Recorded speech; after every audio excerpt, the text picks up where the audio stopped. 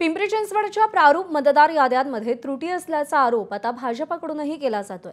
मतदार याद्यांमध्ये मोठा घोळ झालाय असं म्हणत भाजपचे आमदार अमित गोरखे निवडणूक आयोगाकडे आक्षेप नोंदवणार आहेत।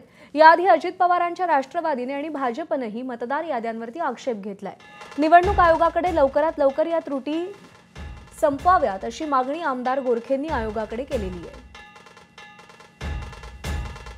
इथले विधान परिषदेचे आमदार अमित गोरखे आता आपल्या सोबत आहेत। काय त्रुटी तुम्हाला जाणवत आहेत? पिंपरी विधानसभा क्षेत्रातील अनेक प्रभागामध्ये दुबार नावं असतील, मृत नावं वगळलेली नाही आहेत। एका प्रभागात 400, 400, 450, 500 नावं आहेत। इतर मतदारसंघातली नावं ह्या आमच्या पिंपरी विधानसभा मतदारसंघामध्ये आलेली आहेत। दुबार नावांचं तर बऱ्याच मोठ्या प्रमाणात दुबार नावं दिसत आहेत। मला असं वाटतं निवडणूक आयोगानं यावर व्यवस्थित काम करावं, कारण दिवस कमी आहेत आणि जी नावं योग्य आहेत ती नावं लवकरात लवकर लावून घ्यावी। निवडणूक आयोगानं जेवढं रस्त्यावर उतरून काम करायला हवं, गल्लोगल्ली जाऊन हे जे याद्या आहेत ते ठरवायला हव्या, तसं होताना दिसत नाहीये का?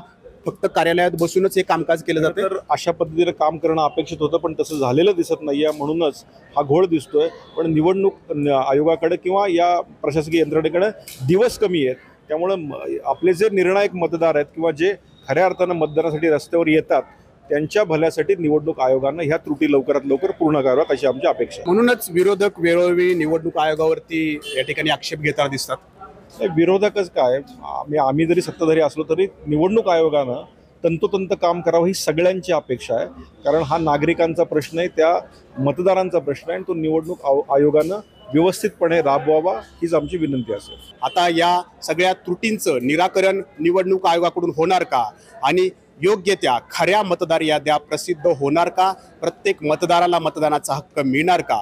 हे पाहणं तितकंच महत्त्वाचं असेल। कॅमेरामन शैलेश जाधवसह नाजिम मुल्ला, एबीपी माझा, पिंपरी चिंचवड। एबीपी माझा, उघडा डोळे बघा नीट।